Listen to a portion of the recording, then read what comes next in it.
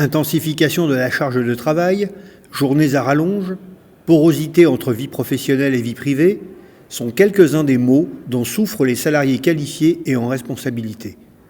À l'occasion du congrès de la CGT des ingénieurs cadres et techniciens, a été souvent évoquée la nécessité de conquérir un droit effectif à la déconnexion. J'étais sur la plage et je voyais un papa avec son ordinateur portable, ses enfants autour de lui, et lui demandant d'arrêter un petit peu. Et il leur disait « Oui, allez, encore une demi-heure et puis je suis à vous ». Mais il avait son ordinateur portable sur la plage et j'ai bien compris qu'il travaillait en fait pendant ses vacances et sur son temps de repos. La frontière devient floue au niveau du travail, mais elle l'est aussi à la maison. Parce que, par exemple, dans la hiérarchie, ceux qui ont des responsabilités dans les projets, ils ont un téléphone, qui est souvent un smartphone, payé par l'entreprise. Et à ce moment-là, les mails, les textos, les coups de fil du boulot arrivent à la maison jusqu'à tard. Le week-end, notamment, il y a beaucoup d'échanges de mails. Et en fait, cette sollicitation devient permanente. On est en réunion, on a nos smartphones sur la table et on voit le smartphone qui vibre ou qui s'allume un peu en permanence. Ça crée une situation de stress et de sollicitation permanente. Et donc c'est un problème dans la sphère privée, mais aussi au travail. Et cette charge mentale, le médecin du travail en est vigilant. Est-ce qu'elle reste encore positive ou est-ce que... Mais parfois c'est super invasif. Les salariés n'étaient pas prêts pour qu'on soit trop directif. Il faut le respecter aussi. J'avais des collègues jeunes qui me disaient « Claire, si le résultat c'est qu'on n'a plus le droit de se connecter quand on veut, bon, franchement, c'est pas bien, quoi. On veut garder une certaine liberté.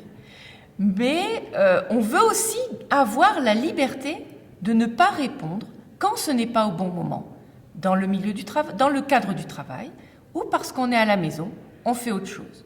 En effet, ils peuvent demander une certaine souplesse, mais en fait, cette souplesse, et c'est là, sur ce sujet qu'on essaie de pousser, cette souplesse se retourne contre eux. Puisqu'en fait, ils ne déconnectent plus. Alors c'est vrai que dans la loi, le droit à déconnexion a été introduit, sauf qu'on peut noter dans les négociations qu'on est plutôt sur un devoir de déconnexion. On ne déconnecte plus et la porosité entre vie privée et vie professionnelle est là. Et ça peut même poser des problèmes, et c'est le cas dans le cadre de la vie privée. On parle beaucoup du télétravail, alors c'est vrai que c'est une souplesse apportée aussi, sauf que le télétravail, vous amenez le travail chez vous.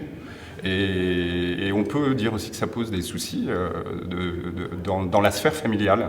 Donc c'est vraiment important et on arrive à avancer sur ce sujet parce que beaucoup de cadres se rendent compte qu'ils ont une charge de travail trop importante. Si dans la hiérarchie, le chef est tout le temps connecté, moi je l'ai connu ça, le chef il envoyait des trucs le dimanche tout le temps connecté, ça met la pression.